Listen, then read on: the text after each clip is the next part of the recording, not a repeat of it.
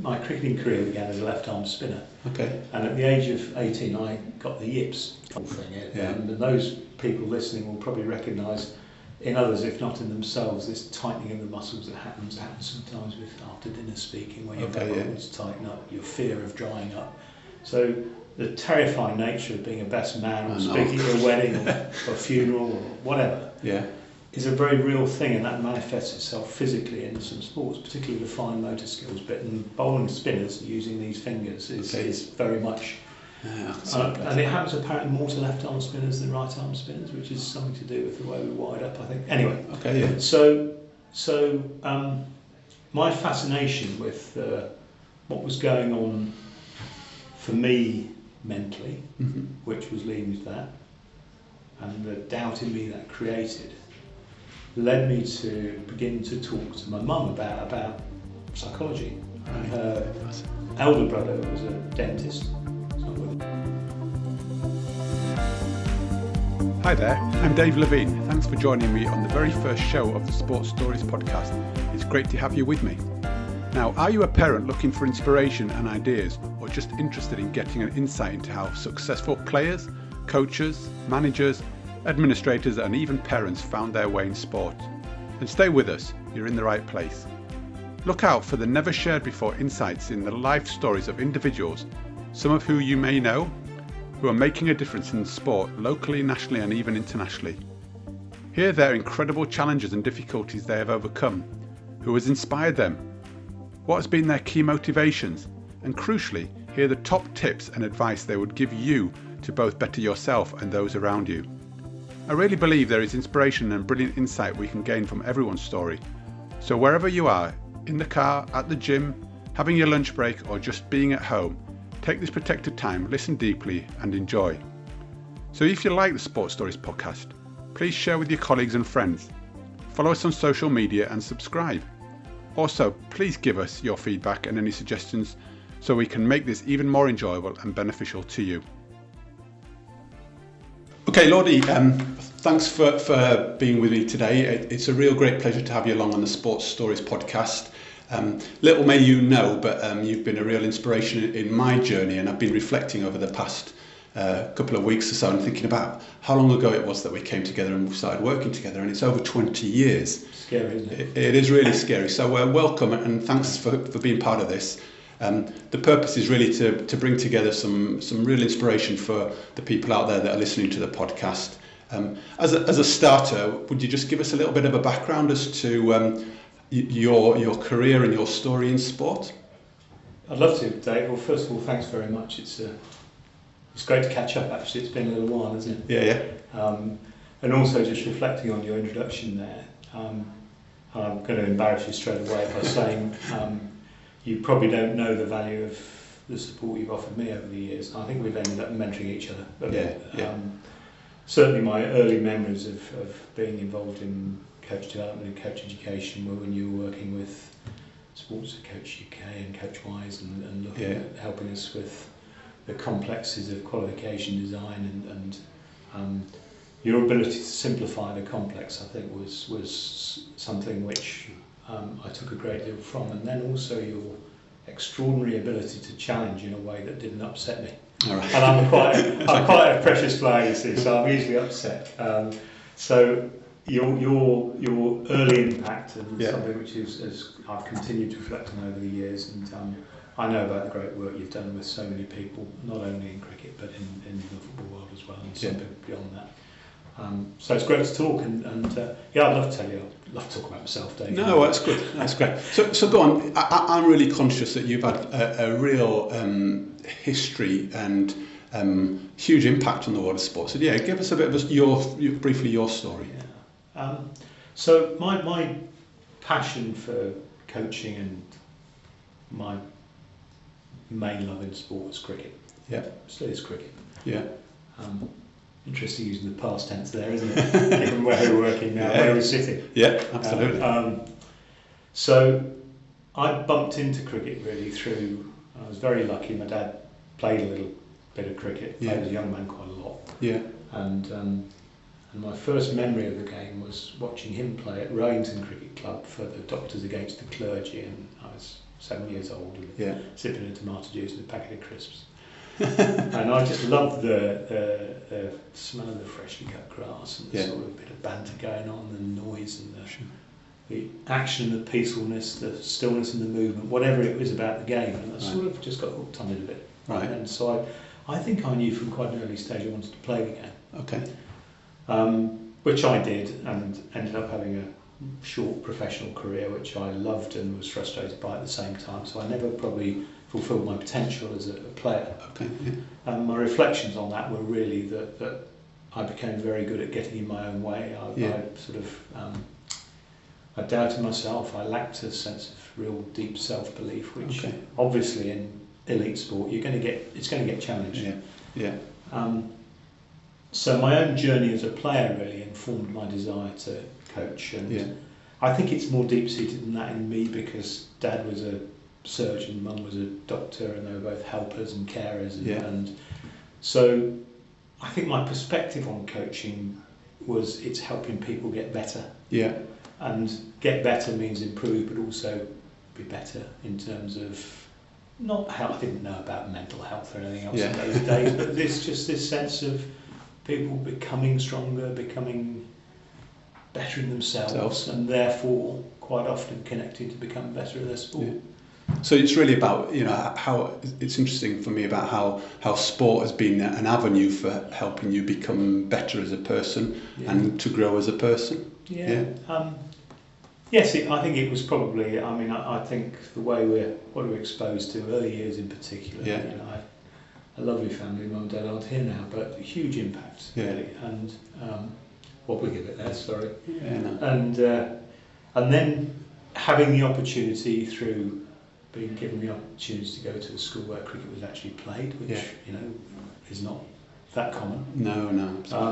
Being lucky enough to live next to reasonably close to a cricket club which had a decent junior section where I could play. So the sort of confluence of factors which enabled me probably to at least get the exposure, which gave me the opportunity to fulfil my potential. Ultimately, I didn't. But again, my dad always said to me that you spend quite often a lot of your life working in your second talent without knowing what your first talent is. Brilliant. And I don't actually think I was put here to play. I think I was here to coach. So maybe you are fulfilling your potential. Maybe now. I'm certainly very much more. That's interesting. I think I'm more confident in my ability now as a developer of other coaches and people than I was in my ability to perform with bat and ball. So Lordy, what if you could summarise it? Is there a quote or a message or a phrase that is kind of underpins what you do and how you do it now? My cricketing career began as a left-arm spinner. And at the age of 18, I got the yips. So I that awful. It's a nice thing, and those people listening will probably recognise in others, if not in themselves, this tightening of the muscles that happens sometimes with after dinner speaking, when your muscles tighten up, your fear of drying up. So the terrifying nature of being a best man or speaking at a wedding or a funeral or whatever is a very real thing, and that manifests itself physically in some sports, particularly the fine motor skills bit. And bowling spinners using these fingers is very much. And it happens apparently more to left-arm spinners than right-arm spinners, which is something to do with the way we're wired up, I think. Anyway, So my fascination with what was going on for me mentally, which was leading to that, and the doubt in me that created, led me to begin to talk to my mum about psychology. And her elder brother was a dentist. He's not with us now, but he was a dentist, one of the first dentists to use hypnotherapy in treating people with root canal work and stuff. So didn't knock them out, just hypnotised them. And she said, how would you feel about being hypnotised? And I rejected it. For fear of losing control, I think. There was this, I'm exposing myself to something where I don't know what I'm going to be saying, I don't like the idea of being out of control. So she gave me a copy of a book called I'm OK, You're OK, which is about transactional analysis and about early experience, and I think she was recognising there was a bit of not okayness in me. Yeah. And so that really stimulated my interest. And then dear old Neil Abley, who was the coach of Warwickshire, gave me a copy of Tim Galway's book, In a Game of Tennis. Yeah, okay, no, well, yeah. And you asked me for a quote which sticks with me and informs my work. Yeah. In each of Tim's 5 books, In a Game of Tennis, In a Game of Golf, In a Game of Music, In a Game of Work, and In a Game of Skiing, Tim refers to his performance equation, which is performance equals potential minus interference. Right. So I recognised in myself that there was interference going on in my head, which was getting in the way of me achieving my performance potential. Okay. So performance equals potential minus interference, and my reflection on my early experience of being a coach, because I finished at 31, had to decide whether or not I wanted to go and work in HR and training and development. I worked for the Lucas Group for a number of years. During the winter, a wonderful guy called Dick Chase, who was the HR manager at Engineering Systems in Shirley and Solihull, was the chairman of Moseley Cricket Club at the time. Yeah, right. Brilliant. And on the evening of the day that I'd been released by Warwickshire, I was having a beer and grinding a beer a bit at Moseley Cricket Club, chatting to a couple of mates, and Dick came across and said, I've been thinking about you. Just wondered if you might be interested in a graduate traineeship we've got going on Engineering Systems, looking at training and development. And quite extraordinary actually how his insight, he knew me a bit but didn't know me well, but I was chatting to a couple of people and he could see something in me I couldn't see myself. What could he see in you? So that you I don't know. I always found myself trying to help when I was playing, so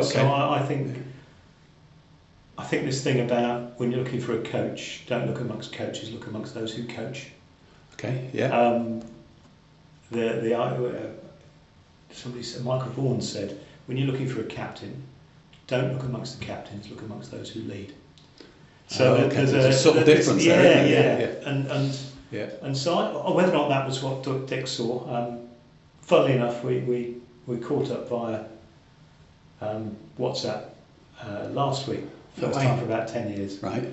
And I'm mentoring somebody who is a family friend of the Chase, and I didn't know that. So it's amazing. What goes around, isn't it? Yeah, it's a small world when you talk to people. Yeah. And even small when you listen to them. Yeah. And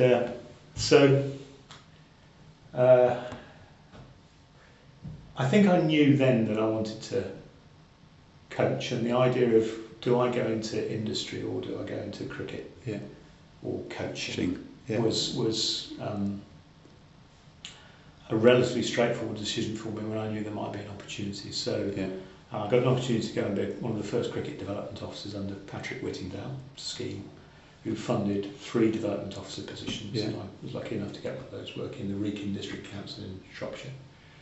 And did that for 9 months, and then had the opportunity to apply for a national coach role with what was then the National Cricket Association.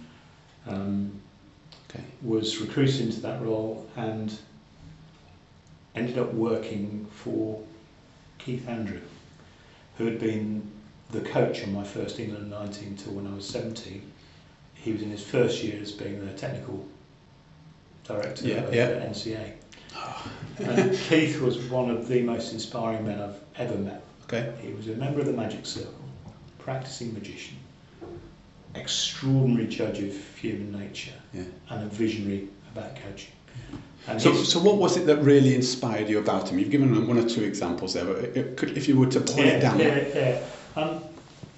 He had the ability to get people to talk by did you remember Keith? Did you I met him once, I think,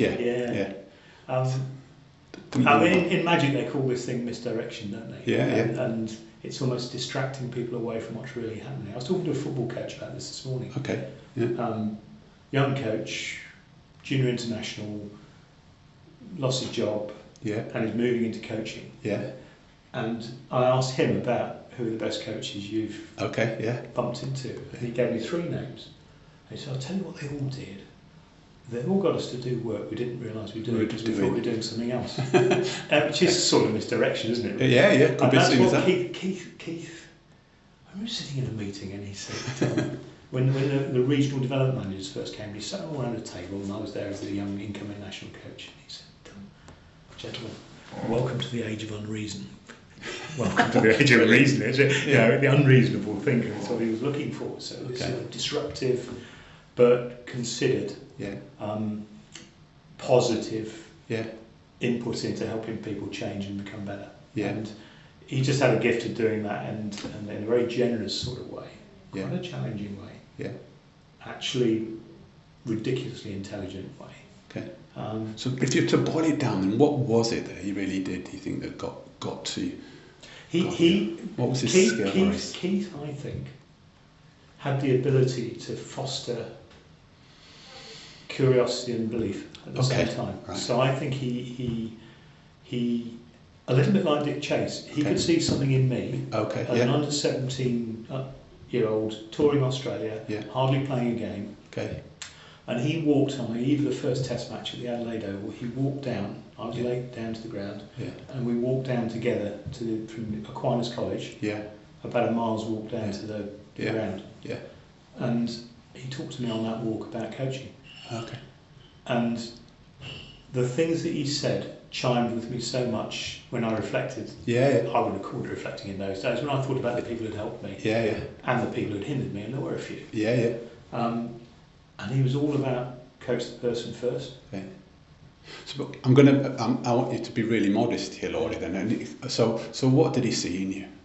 What was it? I think probably I don't know. I never asked him, and he's not with us anymore. But there's this thing, isn't there, about coaches sometimes have the ability to see people as they can be rather than as they are, but they get a clue from how they are. Okay. And I'd like to think, and over the years I've had the privilege of working with a few now, and I have great fun with myself, and it's a sort of privilege and a curse at the same time, because I do find myself thinking, how good could they be?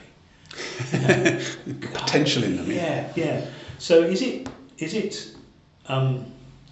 a deep analysis, or is it a subconscious intuition or gut feel about somebody? I don't know. I think we all probably do it in different ways, don't we? And we all have different triggers in terms of what we look for in people, what we look for in players. But I think I've got an insight into who might coach and who might not. Okay. Don't know how good they're going to be, but there's that sort of. So I wonder if I've inherited that a little bit through my experience with my parents and bumping into other coaches, and then just.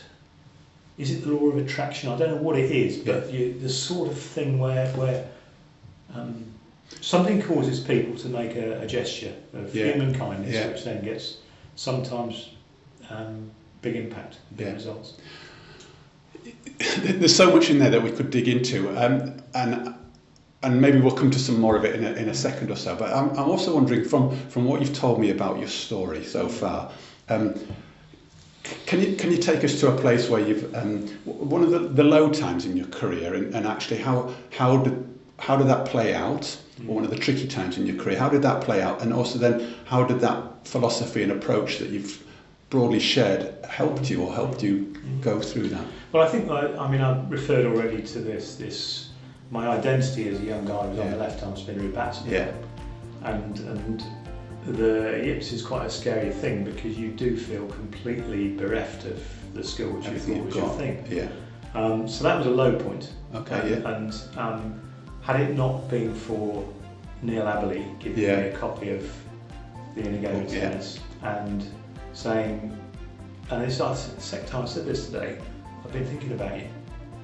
Okay. Which is a very powerful signal. Really powerful. Because it means that people are actually bothered about you when you're not there. And so this caring, this feeling you matter is an important thing for me. Professor Tony Gay's written a really interesting article, actually, it's a 2-pager, I'll send it to you, about the importance of mattering or not mattering, and the significant impact that has on people. And it's all about the relational side of coaching and understanding human nature, which I think is what coaching is about. Yeah, and it's that, and in your lower periods of your career, you know, the highs, and obviously we've all hit lows and we have lows. Yeah.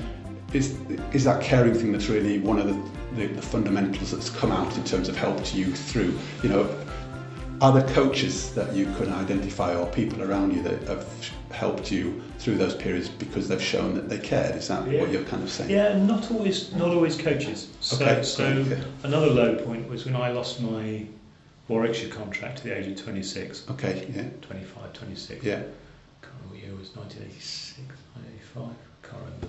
Okay. Yeah. And my old housemaster from school, Roger Rushford, wrote me a lovely letter. And it's just little things like that, isn't it? People keeping in touch. It's not a big thing, it's not writing a book or an essay, it's a little one side of handwritten paper saying, keep your chin up. You know, your natural enthusiasm and joy for life will get you through. You're a strong man, get on with it. You know, that's powerful. Yeah, really powerful stuff. So it is that little gesture, isn't it? Sometimes. Now I know there's a hard side. Performance coaching is about, you know, what do you call it, marginal gains and all that stuff.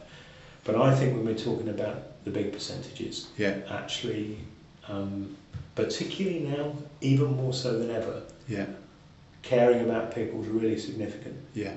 And people who know they're secure. Yeah. So an old friend of mine, Chris Grant, quotes Wilfred Bion. Okay, yeah. Who was a psychoanalyst Second World War time, and he said, you can focus on your security or you can focus on your work, but you can't focus on both. So when we feel secure in ourselves, that allows us to be free to focus on the job that needs doing. Yeah. But if we're worried about losing that job, we won't perform. Now I think that's quite interesting. Again, that's powerful, isn't it, in terms of...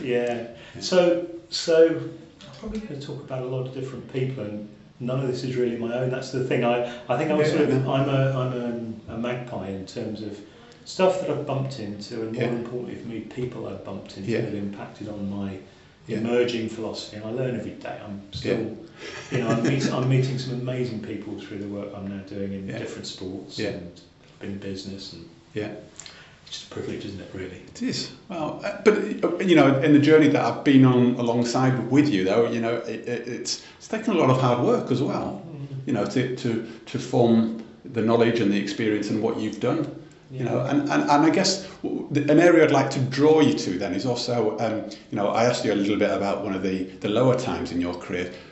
What would be one of the high moments, an area that you celebrated, and how have you referred that back to your sort of philosophy and your approach, and maybe even those statements that you mentioned earlier on that's really helped you? And what part did they play in? From a playing perspective, so from a playing career, if I think of you'll laugh at this, but if I think of myself as the athlete, you are an athlete, of course, then there were probably two really significant moments which I have reflected on significantly since. The first one would have been as a young, struggling Warwickshire player. Okay. Yeah. Having done 3 years away at university, understanding that the end bit of my third year was the point where I'd have a summer contract, and then there was no contract at the end of that. Okay. And I managed to break into the first team at Warwickshire. Yeah. And actually got some runs. Debuted and did all right. Yeah. And then a couple of years later, again having had this sort of in and out first team, second team career, I played against Yorkshire at Edgbaston and got a big score. I got 199, ran myself out. Wow. And I remember David Brown, who was the manager and a really good man, Old England fast bowler, who was one of the first cricket managers actually. He didn't regard himself as a coach, but he was a great coach because he managed people. And there was a rain interruption. I was about 40 not out, and there was a rain interruption. I actually played really nicely, and it was a flat pitch and a short boundary one side, and Brownie just came up to me quietly, sat down beside me and said, "Lordy, you can piss 100 out there." Excuse my language. But then he stood and walked away. And because he wasn't a great giver of praise. Yeah. Okay. And he wasn't a great effervescent speaker, but it was delivered with such certainty and such belief that it fostered that belief in me. And I thought, I can, and I did. And so somebody believing in you. Yes, really. Sort of vicarious, or whatever it is. I don't know what you call it, but self-belief is much more complex than that. But for me, in that moment, and the timing of it, and the fact that I was in a good place to receive it, it didn't feel hollow. It didn't. So the genuineness. And that was actually, it came right from the heart of the man. Oh. It was a thing, we'd all call it authentic now. And I don't know what the word I'd have chosen then, but it was just Brownie. I thought, he's bloody right. And it just awakened something in me, it released me, and I stopped talking to myself about how I couldn't. And I thought about how I could, and just did. So it flipped the message in day on. So that was a really significant moment. And then a couple of years later I got the sack. And then went to Worcester. And again, did all right, and then got dropped in and outside 4 or 5 times. And then I got to a point where it was midway through the last year of my contract. Again, first ever 2-year contract I got. And midway through the second year, and I'd already been told that I was going to be released at the end of the year. And then there was an injury to the opening batsman, and the other opening batsman got an upset stomach, so I had to go down. I had to go down to Chelmsford and open the batting. And sorry, not Chelmsford, Canterbury, played against Kent. And I got that sense of freedom again. And I think it was you've got nothing to lose here. You go over into game. So it wasn't like I'm going at the end of the year as well. I might just. And Phil Neal, the England team manager, when he was captain at the time, he phoned me up and said, "Lordy, we'd like you to play." And I said, "Well, I'm Chelsea, I play second team I can get down to Canterbury, but I'm not in great nick." And he said, "Lordy, if you're going to go down doing it your way." Again, so it allowed you to do your way. It came from a good place. So the thing about intent, allied to belief, is really important. I think. Now, that works for me. It wouldn't work for everybody. There are some people who need very different approaches. And my early coaching career was so massively informed by how I'd like to have been coached that I went too far down the let's support, not challenge. And actually, chatting with you in those early days, I think that's where I got the challenge bit from as well. It doesn't have to be challenged, it doesn't have to be nasty. It can be hard. And it's coming from the right place again, though, isn't it? It's the challenge from the right intent in the right place. And many years later, I bumped into Rick Charlesworth, who's written some brilliant stuff. I know him. And his great line is, "Comfort the discomforted, and discomfort the comfortable." So I think I was quite good at comforting the discomforted. Can you give us an example of when that's either of those points played out in your coaching? Yeah, I can. And I've told the story many times. One of my very great privileges in my early coaching career was to coach Ben Hollyoak, who was the young all-rounder, Australian-born, who played for England in the 14s, fairly soon after I'd become involved. And Ben was a phenomenally talented young cricketer who, in that under 14 side, had experienced a bit of a bad patch. And we were at Loughborough, and I was throwing some balls to him in the net. And I was pumping his tyres up. I was giving him what I needed. I was saying, "God, it's brilliant, Ben. You're looking great, Nick. Sunshine. Well done. Brilliant." And he walked down the net to me, 14 years old. He was 6 foot then, but he walked down the net to me, and he said, "Gordon, can I call you Gordon?" I went, "Yeah." And he said, "I don't need you to tell me I'm good. I know I'm good. I need to know how to get better." And I can't imagine me as a 35-year-old saying that to somebody, let alone a 14-year-old. But that gave me the insight into he doesn't need me pumping his tyres. He might not be a nick, but he's got no question about his self-belief to stop it. So that was. Why am I pumping his tyres up for who? Out of the mouths of babes. So, it's classic, isn't it? So the whole thing, and then the likes of Mike Fordham at Bradford University Management School and the programme which Mickey Stewart got us all involved with, which was a precursor to the Level 4 programme, just talked about this flexible style that we need and the understanding of people. We have to know how to get the best out of them, which might be different to how we get the best out of ourselves. So we're all inclined to coach in our own image, aren't we, when we start?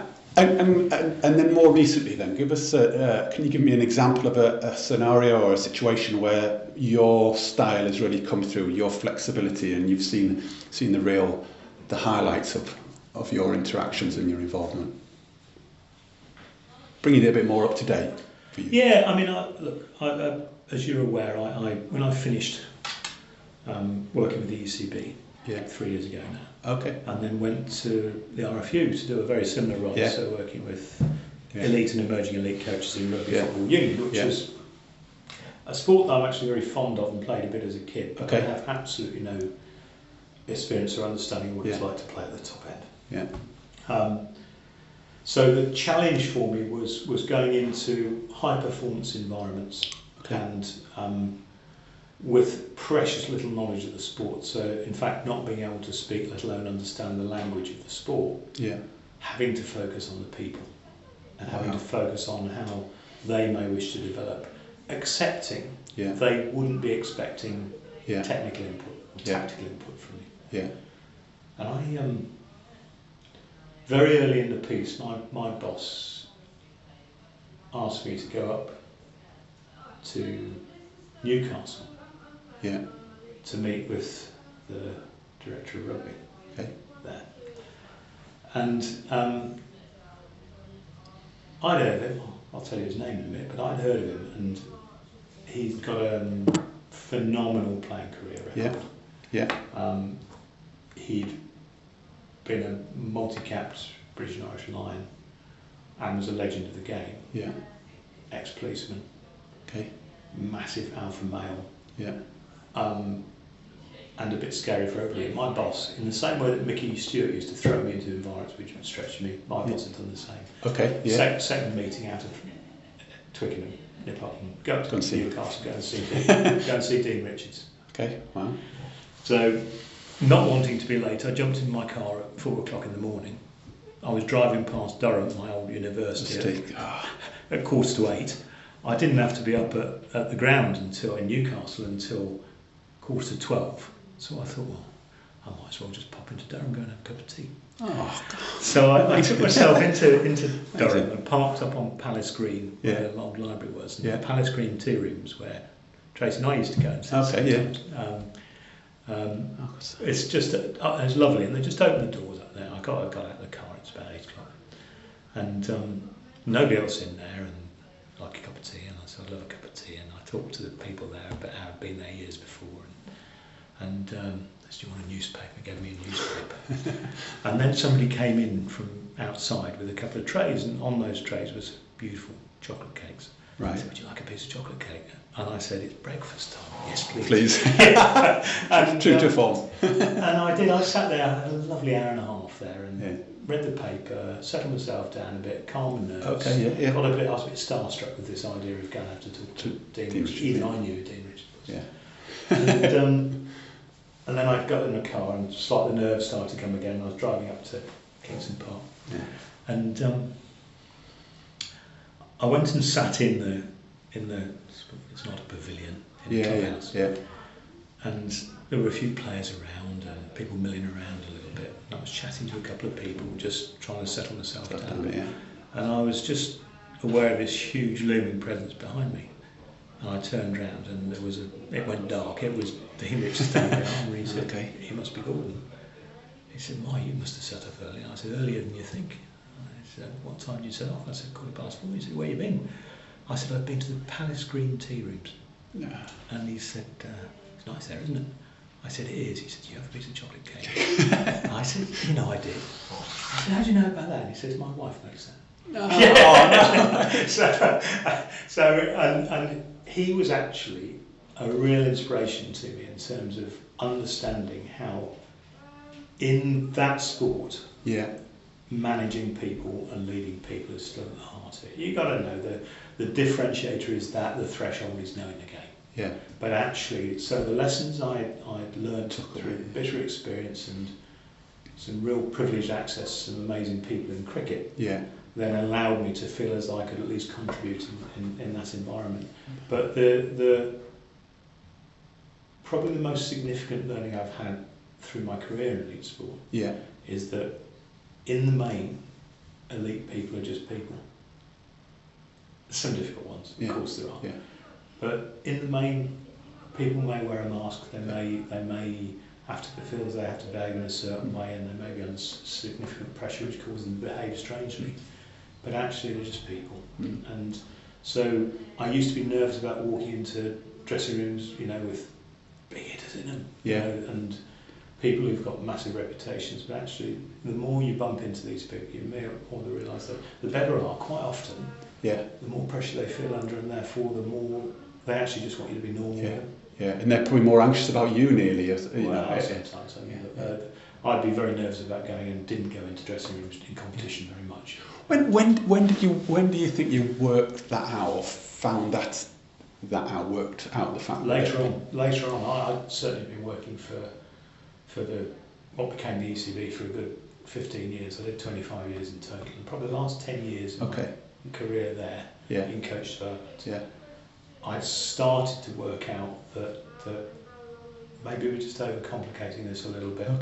And there's a brilliant book called Miss Smiller's Feeling for Snow, which is a Scandinavian crime thriller. And the feeling for snow represents an understanding that in Scandinavian languages there are multiple words for snow, because there's so many different types and you have so much of it that the people who live in it have a deeper understanding. And I think I have a feeling for sport and a feeling for coaching, so it matters less about the sport because I know sport and I have a feeling for coaches. So there's a language, isn't there? There's a way in which you can speak to yourself and speak to others about what you're experiencing, what they're experiencing, what you're noticing. So this is probably quite a challenging question, Lordy. I'm thinking about the people that are listening to your story. Well, I'm not surprised that that's coming from you, Dave. Here we go, right. I'm just thinking, how do we help those people coming into sport learn from your guidance or your story there to work that out for them? What advice would you give somebody coming into this environment? I'm a great fan of an approach which comes from neuro-linguistic programming called perceptual positions. So what's that for? Perceptual positions is where you and I are sitting opposite each other. And in a normal interaction, I'm talking with you and you're talking with me, and you see me through your eyes and I see you through mine. Great. That's position one. Right. Position two is where I consciously, whilst I remain here in my chair physically, I go and sit where you're sitting, I look back at me through your eyes and I see what I'm seeing. So I notice then my communication, I notice how I'm coming across. So that's position two. Position three, and this is the really interesting one, is if I take myself out of my body and take myself away from where you're sitting, I go and sit over there by the camera. And I observe this conversation from the third position. And it's possible to do this, you actually practice it. And then you can see the nature of the interaction through others' eyes, not your own. And of course, when you're coaching somebody, they're seeing you through their eyes. And sometimes being able to go and sit there in position three means that you're seeing the whole interaction, because your behaviour impacts mine in the same way as mine may impact yours, but in a different way. So are we suggesting that people that are coming onto this journey are beginning to think about how they can go and sit in that third position and look at, or step out of the role and look back in? I think there's the reflection in action, which is what we're talking about here, where you're doing it while you're doing it. And then there's this whole approach to finding meaningful time to reflect each day, probably. In a quiet time, which is quite often driving home, or just thinking about, what did I notice? Something seemed to trigger something there. I'll just remember that and calibrate it and see if something happens again. And what's been really interesting today is that when I did this, that created that behaviour in that person, what different behaviour in that person, what was that about? Yeah. And so that meaningful time to reflect, I think, is really important. Yeah. And I'd encourage people to think about that. And again, just looking at that sort of reflection in action, and how might people engage in that if they're not used to it? Do you think what might be just a small first step to begin to practice that skill? Because you've obviously developed this over time. How might people start? Well, I'm always interested in the relative comfort or discomfort with a pause in conversation. Yeah. And as you become more used to having a moment to reflect in action, then probably that pause gets shorter, or sometimes there's no tangible pause. But actually being comfortable with that pause in a conversation where I'm actually just going to go and sit over there while I'm talking to you and noticing, and people don't mind. Yeah. You don't have to fill the space. Actually filling the space creates interference, which gets in the way of it. So I'm nearly hearing, so not filling the space is maybe something that people can start practicing, not feeling more comfortable with that idea. I'm trying to suggest for a moment that you are filling your own space because you're actually consciously learning something. Okay, great. The challenge with it is that you need to become fairly adept in it, otherwise it creates interference for you as the coach. Yeah. Okay. So it's like anything else. It's a skill, isn't it? You practice it, and I'm still practicing it. And what's really interesting doing this exercise is we've actually got a third position out there. Yeah. So I'm going to look forward to watching this and seeing whether my perceptions of how we're going actually what's coming across. Yeah. Okay, great stuff. So actually putting a camera on it, so that's quite a good idea, isn't it?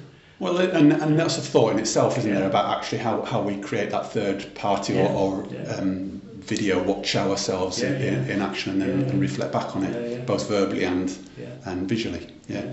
So I'm conscious that we could keep going on this, and I'm loving the conversation. Just to drill us down then into a few sort of tangible things, I'm going to fire a few quick questions at you, which, without going into too much dialogue, well, give me your gut feel or your gut first answer that comes back. So, what would you say that the two kind of books or articles that you would refer to and that have had the biggest impact on your career to date? What would they be? Can I give you three? Go on, give me three. Yeah. So I've already mentioned one. Yeah. In a game of tennis, Tim Galway. Yeah. Performance equals potential minus influence. Brilliant. Heart of that book. Yeah. Having had the privilege to also meet Tim and introduce Tim to Neil Abley, who gave me the book the first time, was immense privilege. Yeah. So that would be book number one. Yeah. Book number two looks at, and I used the word authentic earlier on, and it's a sort of buzzword, management word now. Yeah, it's about being you. Yeah. Okay. And there is a brilliant book by Goffey and Jones called Why Should Anyone Be Led By You? Yeah. And the strap line from that book is, be yourself with more skill. Be yourself with more skill. So how players sometimes say, that's the way I play. Yeah. And I've never heard a coach say it, but I think some coaches sometimes think, I know I did, that's the way I coach. Yeah. Well, that's fine. Yeah. You owe it to yourself and the people you're working with to become increasingly skillful in being you. Yeah. As opposed to just being you. Yeah. Yeah. So, and that's not about range. But that's not about just playing or coaching, that's about living, isn't it? That's kind of being a person in your community, in your world. Yeah. Be yourself with skill. Well, I talked earlier on about I in my early career, I think probably still I have a default position which is support rather than challenge. Yeah. You're one of the best I know at providing that challenge but in a supportive way. Yeah. So I've had to learn to adapt that. Yeah. And I practice it. Yeah. And I notice what's going on when I do it, and I notice when it always feels a bit clunky actually. Oh, and knowing you for 20 years, you're pretty skilled at that now. Oh, much more so than you ever were. But you're one of the best around, and I'm not just saying that because I'm old and grey. It's probably I had plenty of games at it and got it wrong a lot of times. So anyway, so that would be my second book, and the third book I was given by a young Australian AFL legend a few weeks ago. So I was down doing some work with a brilliant guy called John McDermott at Spurs Football Club. Yeah. And he had invited in Sam Mitchell, who was the captain of Hawthorn's AFL side, Right. 2014 to 16, when they won the Premiership 3 years on the bounce. Yeah. And he's now 2 years into a coaching career. Right. And he was reflecting on how he'd changed as a person, Yeah. because he was now coaching and a father. Oh, Right. brilliant. So his book is called Relentless, and he explores this, what made him what he was as a player, which was he failed the draft, he was slow, he was heavy, he lacked strength. Yeah. But what he did have was a phenomenal work ethic. Yeah. And the ability to read the game quicker than anybody else. So he was always half a step ahead, and they recognised that, signed him, and he became a great player. Not just a good one, a great player. And his book is very self-reflective and very insightful, and for coaches I think the bit where he starts talking about how he's changed is telling. Yeah. And So he's sort of stuff, self-coach really, I suppose, but phenomenal. So those are three ones which popped to mind. I mean, there are many more. I love a read. Yeah, I know. Okay, great. And that's really three really powerful books there. My next question would be, again, quick fire, gut feel.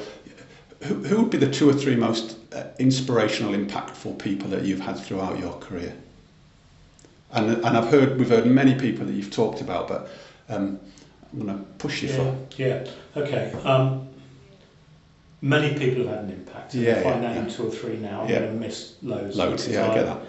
I find so many things about people and so many people inspiration. Yeah.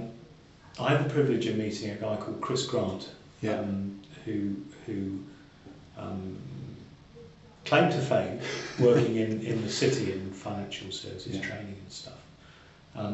Ended up chairing the group that implemented chip and pin in the UK. Yeah. So you can imagine a room full of bankers, some want to, some don't want to. I can. And he is the most adept at reading a room. Okay. And he uses this expression, me, we, which is, he puts himself in the chair of a meeting and he goes, where am I with this? Where are you with this? And then where are we with this? Okay. And there's this pulsing in and out of noticing what's going on. And that was hugely relevant for me, thinking about dressing rooms and team coaching. Yeah. Because there's always a lot going on. Yeah. And his understanding of group dynamics is quite phenomenal. Yeah. And through Chris, I met a brilliant little American woman called Wendy Palmer, who is an Aikido master, who's coached presidents of the United States as an executive coach, and has written a book called Leadership Embodiment. And Wendy's understanding of the impact of physical posture on presence is as good as I've ever seen. So her understanding of her physical presence, born of her understanding of martial arts, and then how that translates into having presence on stage is quite phenomenal. So when I met Wendy, we were talking about a slide she'd put up, and on the slide there were about 30 people, some of whom I recognised, some of whom I didn't. Yeah. And she was saying that as a young person she'd been very nervous about speaking on stage, and this is something people relate to, this idea of one of the deepest fears. And she said she was always good at talking to one, but she had a great fear of talking to many. And the way she got through was she had this slide in her mind of the people who had helped her. And family, friends, mentors, coaches, people she'd had an impact on, so she felt good about. And she said, when I walk on stage, I have all those people standing behind me. So her strength was referred, it came from the people who had given her depth, which I thought was fabulous. And she said, if you can coach one and you can talk to one, doesn't necessarily mean you can speak to 1,000, but you may be able to. I've met plenty of people who can speak to 1,000 but can't speak to one. Which do you think is more important? So being able to speak to a person. So her, not only did she have these group of people behind her, but when she's talking to 10,000, she's still talking to that one, and that one, that one, that one. So it's individual conversations and the personalisation of a message through eye contact, posture, and this stuff that goes on with human connection, which he gives an amazing insight to into leadership embodiment. So that's pretty powerful. It is. I'll tell you who's inspired me. And again, this was last week. Great. Yes. So I was down at Spurs, and I was introduced to a name you'll recognise, Pat Jennings. Okay. When I was a young kid, I was a goalkeeper. Yeah. He was one of my absolute heroes. I had no idea he was doing some goalkeeping coaching at Spurs. Brilliant. And again, John got him in, and just to spend a few minutes in the presence of your childhood idol. Brilliant. And to realise he's 73 years old now. He's absolutely ripped. He's got the biggest hands, the strongest hands.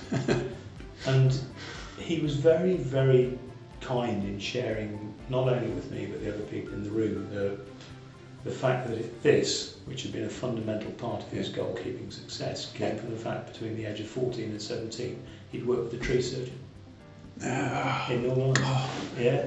So this amazing power in his hands was deep-seated. Yeah. So it didn't come from, so he played Gaelic football as a young kid, which is why he was good in the air. Yeah. So having somebody who had been such a great and such a legend, and earlier that day they'd played the This Is Your Life programme, in which towards the end of his career, for the kids he was working with. And he was there, and a humble, generous, brilliant genius of a man. And the two first people who came on, Eamon and Andrews invited me on the programme, and listeners will recognise This Is Your Life, were Pele and George Best. Now, you just think the esteem in which that guy must have been held. And then, you're meeting somebody who's your idol. So I got goosebumps about that. So that's probably a sort of it's a selfish story. Well, and I'm going to flip the coin there, and this might be, again, an unfair question, but give me a sense of who do you think you've had the biggest impact and inspired? Whether it's an individual or and why? Because you have so many, and I appreciate that, but I'm just wondering which ones resonate with you. Where have you made your biggest or smallest? I'm really going to struggle with that. Because there's a thing in I think there's a thing in coaching about understanding that impact isn't immediate. The people who had the biggest impact on me, some of whom would never know, which I regret. So, I would counsel people who, when they're talking to me about who's had an impact on them, I said, do they know that? And they said, I don't know. It's all good. Just say thank you. Because the impact people have is phenomenal. So I genuinely can't answer that. I'd like to know who I think I've had an impact on, but I may or may not have done, because I don't go asking. I get huge satisfaction and fulfilment. I love helping people and seeing people grow. But it's sometimes their environment which is growing them, it's sometimes them that's growing themselves, and sometimes on occasions I'm sure I've had an impact. I wouldn't like to take credit for any individual. And Lordy, we could go on all day, and I'm fascinated by your story, and I know there are so many parts of your story which you haven't shared because we haven't got time to share them. I just would like to sort of give you the opportunity just to finish off here in terms of actually, if people want to find out more about what you do and how you do it, how might they be able to find out more? Well, when I left the union in April, I established a company, a limited company, which is called Get Coaching. I had to call it limited, so Get Coaching Limited isn't great, is it really? I want it unlimited. Unlimited. Brilliant. But I have a small website which just really is. I was quite interested. You asked me the question about who I'd have had an impact on, and I did ask some people I've worked with over the years just to write a few words. So there's some very kind and thoughtful and generous endorsements on there. And it just talks a little bit about some of the stuff that I'm doing and who I'm working with at the moment. I'm always happy to talk to anybody about coaching and about them and stuff. And I hear coaching in its broadest sense of actually developing of people. I think that's what coaching is really. I think a subset of coaching is performance. But I genuinely believe that John Wooden said, good coaches change games, great coaches change people, change lives. And that I wouldn't call myself as a great coach, but I'm working on it. Yeah. And I'll work on it till the day I die. And Lordy, on that note, I think it's a pleasure for me to have to say this. I've always wanted to talk to you in this way, and hope we can continue to do so. But I know for certain you've impacted on me and my journey. I know you were very kind in offering me a similar sort of feedback, but I also know that you've impacted and made a real difference to many people's journey, not just in cricket, but in sport and across the whole spectrum. So, that's kind of No, well, it's been great to chat. That's a luxury for us, isn't it? Well, it is. It is. Just to talk about me, brilliant, and comfortable. Well, and just to finish off, thank you ever so much. And the purpose of the sports stories is to really inspire people, not just in cricket, but actually in sport and across the world, really, because I think sport is such a powerful vehicle. And what you have done for me is shared how it's impacted both through the tough times and the good times over your career. And I'd love to have you back on the Sports Stories podcast at some stage just to share further bits, because your insights are so valuable. So, Lordy, thanks very much. Really good to see you. So that was the sports story of Gordon Lord, internationally recognised people developer. I'm sure you will agree there were countless pearls of wisdom, and sincerely hope that you enjoyed the conversation and that there was something there for you to take away and use. I do hope that Lordy will join us again on the Sports Stories podcast, as I have a real sense that there are many more stories and amazing insights we would love to hear from him. Should you wish to find out more about what Lordy does, how he does it, then please take a look at his website, getcoaching.net. That's getcoaching.net. Also, don't miss out on looking at the show notes, where there is a summary of key parts of the conversation, including the responses to the quickfire questions. You will also find some links to the books and resources mentioned. And finally, to you, the listener, it's been great to have you with us on the Sports Stories podcast today. I do hope you have valued listening and have taken some form of learning or inspiration from the conversation. There will be further podcasts released next week, and it would be great to have you listening in. To find out more, not to miss any of our guests, please also follow us on Twitter, LinkedIn, Facebook, and of course don't forget to subscribe. If you want to contact me directly, then email me on sportstories247@gmail.com. We will always welcome feedback and recommendations on future guests. Thanks again for listening, and I really look forward to having you with me on the next show.